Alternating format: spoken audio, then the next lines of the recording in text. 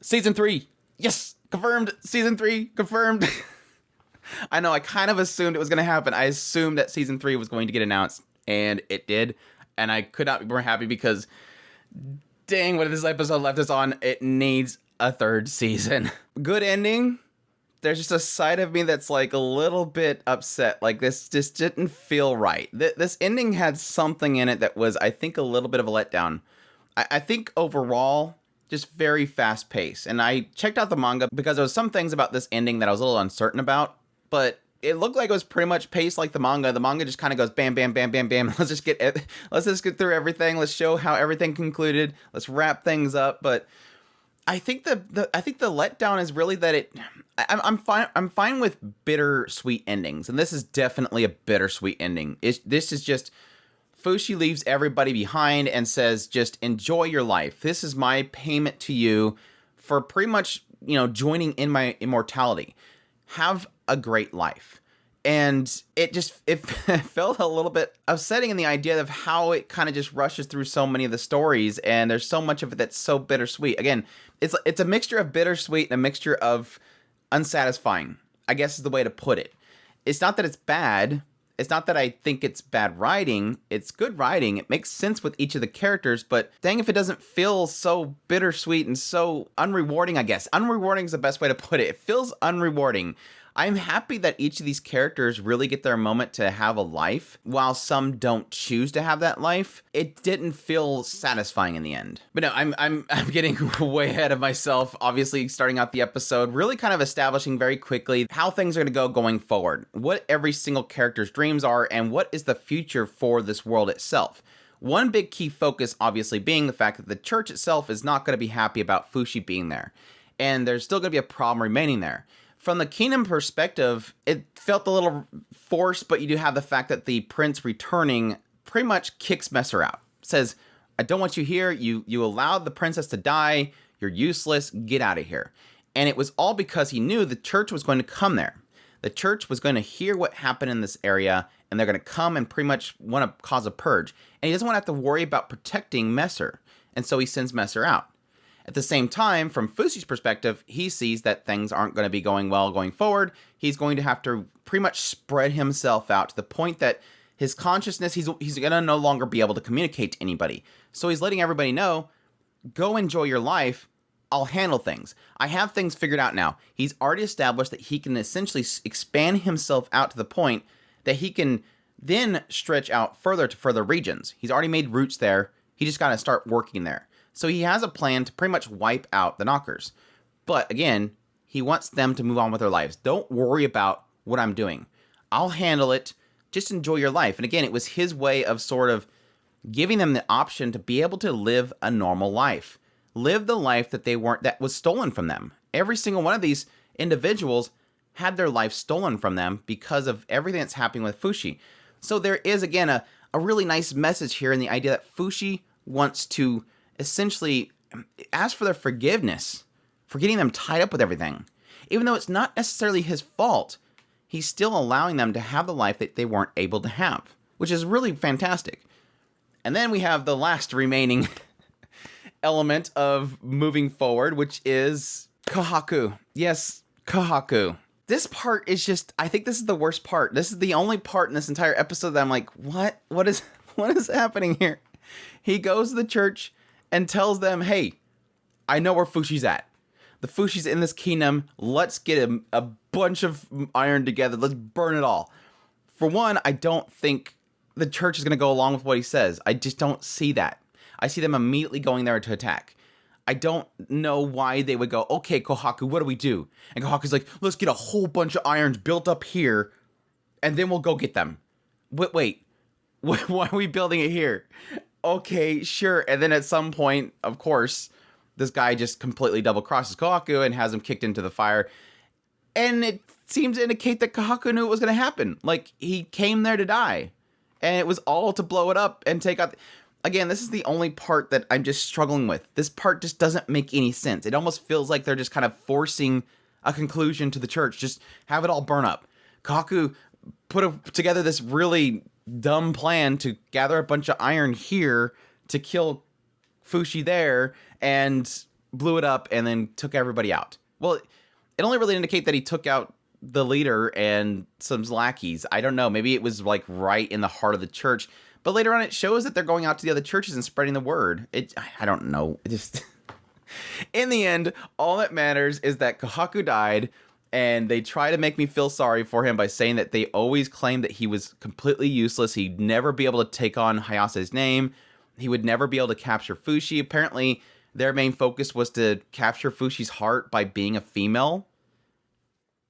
I don't know. Again, this is one of them. Everything around Kahaku doesn't make any sense. Everything else in this episode makes perfect sense, but everything around Kahaku doesn't make any sense. Apparently, they wanted a female. He was a boy. He'd never be able to capture Fushi's heart because apparently they believe that a female is the only one that'd be able to capture Fushi. Or maybe it's just a skill thing. Maybe in their tribe, they believe that the females are the battle leaders. They're the ones that are the strongest, and a boy isn't as strong, isn't as skilled as a female. That could be as well. But it kind of made it out like it was they wanted him to like seduce Fushi, which never worked before. So why would it work now? Maybe a boy is what Fushi wants. Maybe that's the thing they're missing this whole entire time. But no. He dies and, of course, returns Fushi his original body, which allows him to give Bon back his body because Bon claimed that he didn't want his body back until Fushi got what he needed. Which basically means that I believe at this point, he got everybody back at that point. Everybody that he's ever had, all the memories and everything got returned to him at that point. So yes, that pretty much leaves like the concluding story, the jump forward, which again is pretty much going through each of the characters and what they've decided. From Tonari's perspective, she didn't want March to live on. Like, she knew what March was going through. The idea of having something you've always built your life around and then leaving it behind. That pain, that suffering, she knew what March was going through. And so, she decides to give Hilo a poison to give to March. Now, the way this is the way this is worded, it's indicating that Hiro decided to take the poison from Tonari and poison March. Not that March took it because she couldn't live on. He says, I'm the only one that has an excuse to be a villain. And so, what can I do? And she gave him the bottle. And so it indicates that he took that, became the villain to end March's life. Because they knew March was going to suffer for how many years being alive. Which apparently later on, Gugu does the same thing. At some point, he was fighting against the anti-Fushi group, and eventually he just kind of ended it. Everybody else pretty much seems like it indicates they lived on, or they like Messer decided to get in a drunken stupor and then die of alcohol poisoning. Everybody kind of lived on their own way. Living on, be either spreading the word, protecting Fushi, or just going back to their families and dying. So everybody pretty much got a happy ending. It's just like March and whatnot was not. Which was really sad because March is like what was March's dream? Oh, I'm going to go off and I'm going to have a real family. March wanted to become a real mommy. And in the end, she chose death. And so she didn't get to become a real mommy. She just stayed at the side of, well, I guess technically she was staying at the side of her child, which was just, again, super bittersweet. Which I think March, out of everybody, because I think, again, everybody pretty much had a somewhat fulfilling life. Some of them just lived their entire life fighting against those that are against Fushi. But March was like the only one that didn't have any sort of fulfillment in her life. She just died, and it just really sucks. So right now, for the overall story of To Your Eternity, I really want a return of March. Like, I really do hope that going forward in the forward story, March is still there. And again, this kind of answers a lot of questions that we had around the husks themselves. My big question mark was, what was the limiter going to be placed on the husks? Are they immortal? Are they just like Fushi, where they're just flesh that continues on and on and on? Or is it if Fushi dies, they die? What was the limiter? Well, they answered it this episode. They're actually living lives. Like, their bodies aren't immortal. They're not. We knew they weren't impervious. Like, they could be damaged and killed, and then they could be recreated as another husk. But it didn't indicate if they could be ill, if they could age. Well, we now have an answer. They age, they get ill, they still die. But the question mark is, what does this mean for the future? Now, Fushi did say one thing. I want to create a world without the knockers, and then when that world is achieved, I will bring you back. So, it's sort of indicating now pretty much what I was indicating in the last episode, where now that everything is supposedly peaceful, And we're jumping forward all the way to modern times. We are now in modern times, by the way. Building skyscrapers, schools, and everything. We are now in modern times. The question mark is this the place that he's going to bring them back? Now that he's now conscious once again, did they return to his side? Have they been walking at his side as spirits this whole time? Or did some of them, like I mentioned, did some of them decide to leave now that they've lived a fulfilled life? That's going to be the big question mark. And I think my prediction is I think a lot of them have moved on. I think a lot of them have passed on to paradise, moved on to the afterlife. My predictions on who's still going to be at Fushi's side. Echo for sure. I think Echo 100% sure. March still at his side. Beyond that, that's the big question mark. That's the big question mark. Maybe Gugu. Maybe Gugu. I think it's going to be anybody that did not live a fulfilled life in the previous world, in the previous timeline. I think all those people will have moved on. Characters like Tonari, Kamu, those characters, even maybe Bon's a big question mark. Bon is a massive question mark. I think he can. There's a possibility he might stay at Fushi's side because at his deathbed, the only one they showed Fushi go to was Bon. He went to Bon's side as he passed away. That was the only one they showed specifically Fushi went to his side. He was special to Fushi. He got Fushi through a very difficult time in the last generation. So I think that there's a really good chance that Bon will be there. That's the only ones that I can see for sure that will be there. I think everybody else possibly will move on. I have a slight hope that Gugu will stay there. I really do. And I think it's an indication based on what Gugu was doing before he died.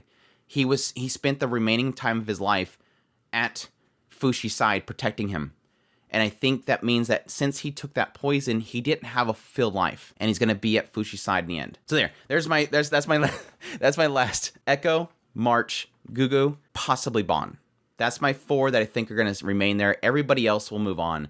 I don't even think the bear will stay there. I don't know that the bear will. It would be really cool because the bear has always been like this really crazy thing that he'll bring out, and it's this massive bear and everybody freaks out. It's the one kind of thing that to pull everybody out of the norm, and especially in a modern times Japan that it seems like it's in now, a bear jumping out of nowhere is going to be super crazy. So maybe the bear will stay at March's side even in the afterlife, but we'll see.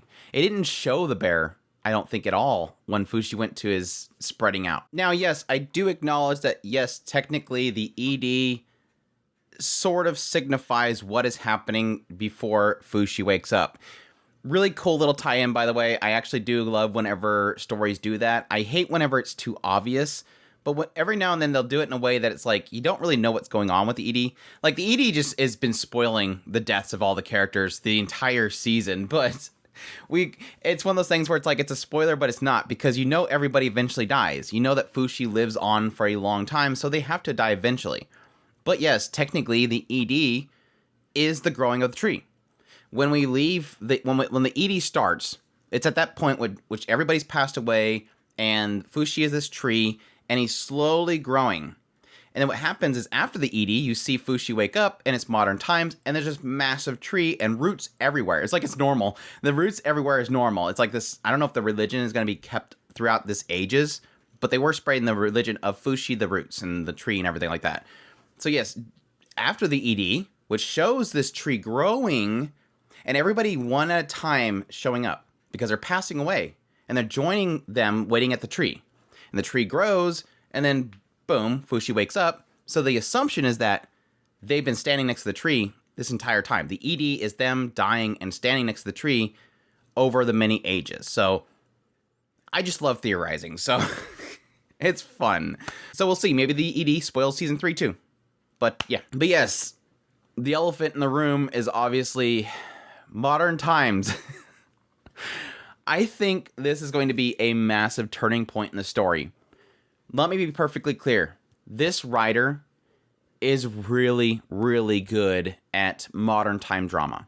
The reason why I fell in love with this writer was a silent voice. This writer knows how to nail modern time drama. And I don't necessarily think that everything beyond like Gugu in the story has been very impactful to me. It has had its moments. Like the reuniting of Fushi with everybody as ghosts was massive. Like that was impactful. But everything between then and Gugu's passing has been sort of, it hasn't been very emotional. And I think now that we're getting into modern times, it's going to be something that's a little bit more easier for a lot of readers and a lot of viewers to really sink their teeth into, or at least relate to. I think it's going to be really, really impactful. So I'm really curious as to how things are going to play out now that he's in modern times, how difficult it's going to be for him to sort of settle into a modern times. Things are going to be obviously really different. He's going to be a fish out of water again. Now that he finally kind of got himself stabilized back here, now he's going to be pretty much fish out of water again. He's dealing with modern time technologies and all that kind of stuff. It'll be interesting. And again, I really do hope they manage to bring in March and everything. I'll be curious if he's going to start actually changing outfits and stuff in order to be able to fit in, because seeing March running around with his traditional outfit would be really interesting. But I'm very curious to see what kind of stories they tell going forward. My big curiosity is, will the knockers still be around? His goal was to take out all the knockers. And if he's waking back up, that means that he's achieved that. So what is the threat going forward? Is it going to be he thinks the knockers are gone, but they've evolved or they've hidden away and they're going to come back? Or is he just going to be dealing with modern time issues? Dealing with the fact that this world, modern times, has its own issues, its own struggles. Maybe getting into the aspect of war itself. Now that, yes, before you had kingdoms versus kingdoms and churches versus, those that are non-believers and all that kind of stuff. But at least the modern times, you're going to probably dealing with more the fact of massive wars and maybe him wanting to protect the cities and the countries from those massive wars. I don't know. I'll be very curious to what direction it's going to take going forward, because again, the presumed aspect here is that the knockers are gone. So what's going forward? Or going into the ultimate goal that the beholder gave him, which is, again, to create himself the size of the seas, which he's done. He technically done that. But what does that mean? And again, that my whole thought process there was that the beholder wants him to become everybody, to create husks for everybody. But we've already established that they're not immortal, so I don't know. I have no idea. Echo's passing, though, was really rough. I was happy to see that she was immediately there, and she was still happy. She's like, okay, Vushi, well, I'll wait. Which, again, I think she's going to stay with him. She's like, okay, I'll wait. She's super cute. I like the entire time Bond wants to eat, and then Echo goes over and just grabs food. He's like, oh, wait, I could do that. He goes over and grabs the stuff. Anyways, until season 3, I don't think we have a date yet, but at least we didn't have an announcement of a season 3, so super excited for this to come back around. I think this is going to be the season. I think, again, Silent Voice Writer knows how to do these types of stories, and I think it's going to be really cool. So we'll see.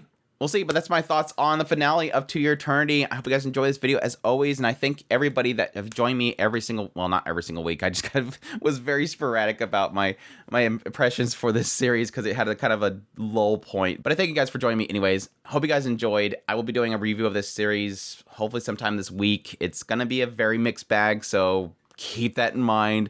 I have some very harsh things to say about the show, but I have a lot of praise to have the show. So, and a lot of the negativity is really around the fact that it has those very long lull points. It's a very difficult show to suggest to people because it's like it gets good after these 7 episodes of lull. But it's still a great series. I still enjoy it. And I love the writer's work. So if you are new to this channel, make sure to hit that subscribe button so you get my content. I do news, reviews, first impressions, top list. If it's anime, it's pretty much here. Additionally, if you want to support the channel more, I would greatly appreciate if you consider supporting us on Patreon, tips link, super thanks, or membership button down below. Greatly appreciate everybody it does. And I'll take care.